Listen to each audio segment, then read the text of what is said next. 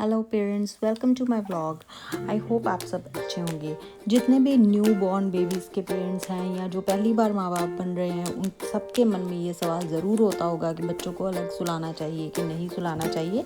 तो हाँ, बच्चों को अलग बेड पर ही सुलाना चाहिए या कॉट पर ही सुलाना चाहिए। उसके बहुत सारे फ़ायदे हैं जो मैं आगे डिस्कस करने जा रही हूँ।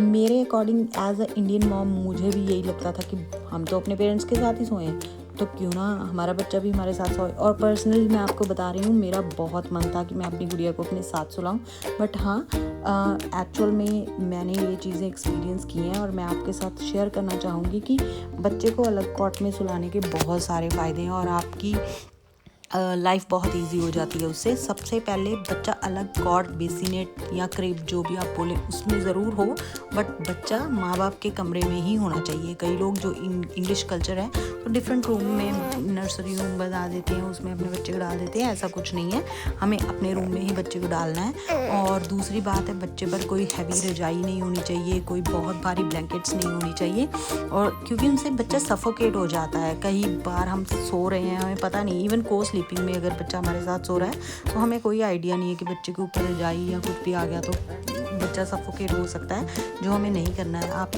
देख सकते हैं मेरी बेबी बड़े आराम से सो रही है और आराम से अपना खेल रही है अपनी कॉट पे, अपनी स्पेस पे।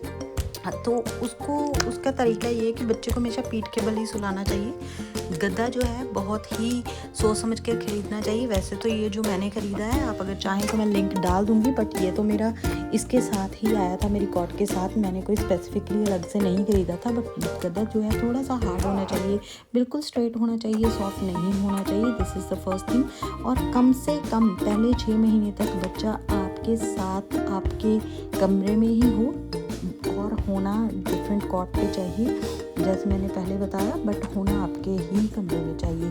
और बच्चे के ऊपर कोई भी बेड में तकिया हम सोचते हैं उसकी गर्दन स्ट्रेट करने के लिए रख दें या कुछ भी, ऐसा नहीं है। ये देखिए रात की वीडियो, ये नियरली 2:30 होंगे रात में, ये अपना अकेले ही खेल रही है, उठ गई है। और ऑब्वियसली मैंने इसको दूध फीड करूँगी, बट ये अपना उठ गई है, अपना अकेले खेलती रहेगी। और व्हेनेवर आई वांट मैं उसको पकड़ूँगी, अपनी फीड दूँगी, फीडर दूँगी, इसकी बॉटल वगैरह, और उसके बाद वापस मैं इसको क्रिब में डाल दूँगी और she will be very happy. Starting के कुछ देर थोड़ा सा हार्ड हुआ था मुझे, बट सिर्फ कुछ चीज़ों का ध्यान रखा मैंने कि कोई एक्स्ट्रा ब्लैंकेट ना दूँ, सेफ़ और सिक्योर हो हर तरफ से, ये देख लूँ, कोई टॉयज़ वगैरह इसके साथ ना रखूँ, और हमारे ही रूम में रहे। बस यही बेसिक चीज़ें ध्यान में रखी, और आप मानिएगा ये बहुत ही खुश फील करती है और अब आराम से अपनी कॉट में सो जाती है। स्टार्टिंग के कुछ देर में मुझे लगता था कि यार मुझे सुलाना चाहिए डिफरेंट बेड पे, बट नहीं। और अगर आप सबको मेरी ये चीज़ें पसंद आ रही है, मेरा व्लॉग पसंद आए, प्लीज़ फॉलो एंड सब्सक्राइब।